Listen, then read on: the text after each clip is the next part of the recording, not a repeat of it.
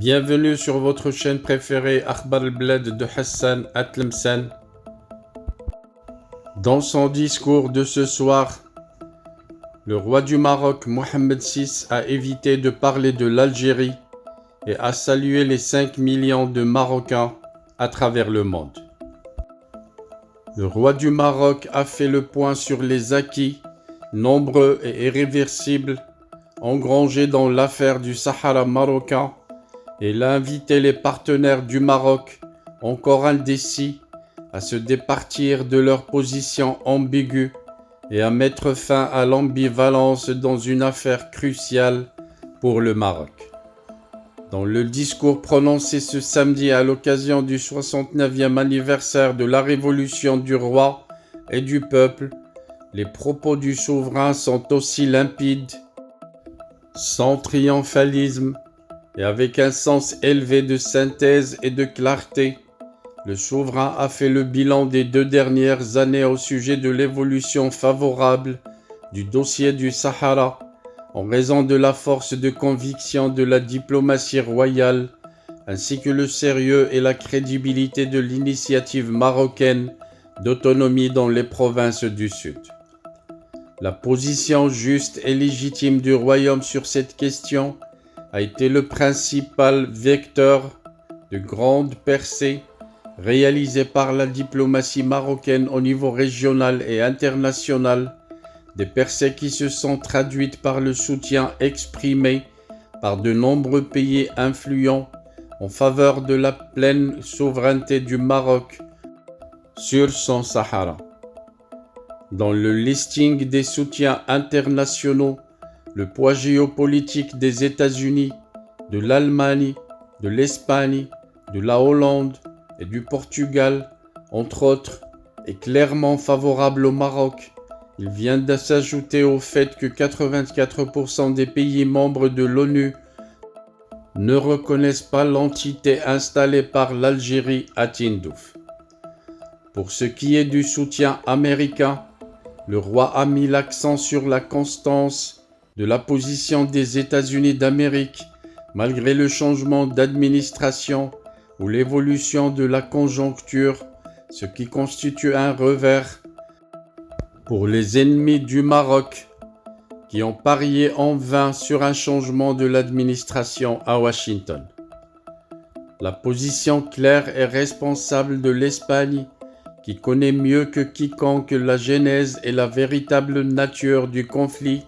autour du Sahara marocain, a été saluée par le souverain,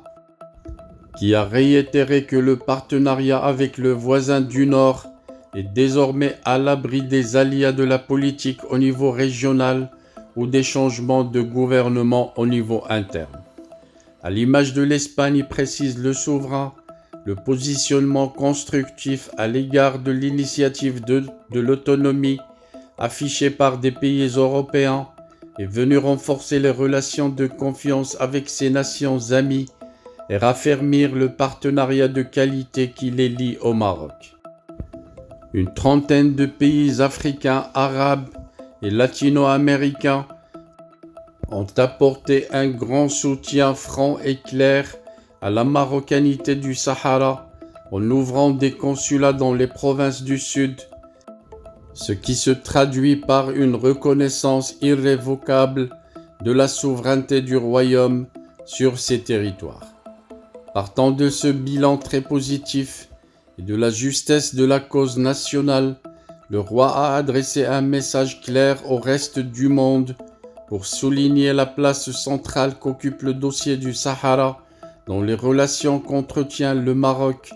avec son environnement international. C'est à l'aube de cette question que le Maroc mesure la sincérité des amitiés et l'efficacité des partenariats qu'il établit. Ainsi, les partenaires du Maroc, qu'ils soient traditionnels ou nouveaux, et dont les positions sur l'affaire du Sahara sont encore ambiguës, sont instamment invités par le souverain à clarifier leur position afin qu'elle ne souffre d'aucune ambivalence. En clair, ils sont invités à sortir de la zone de confort et mettre de côté le langage diplomatique feutré afin d'exprimer loyalement et honnêtement leur soutien à l'initiative marocaine d'autonomie. Une façon aussi de dire que désormais, le gris n'a plus de place dans les relations que ces pays souhaitent avoir avec le Maroc. Tous ces acquis sont le fruit d'une unité nationale inébranlable, construite par les Marocains de l'intérieur et les Marocains de l'extérieur, toutes confessions confondues. À ce propos, le roi a salué les membres de la communauté marocaine résidant à l'étranger qui défendent avec abnégation l'intégrité territoriale de leur pays en faisant résonner la cause nationale à toutes les tribunes qui leur sont accessibles et à la faveur des positions qu'ils occupent. Les quelques 5 millions de Marocains résidant à l'étranger, auxquels s'ajoutent des centaines de milliers de Juifs marocains à l'étranger,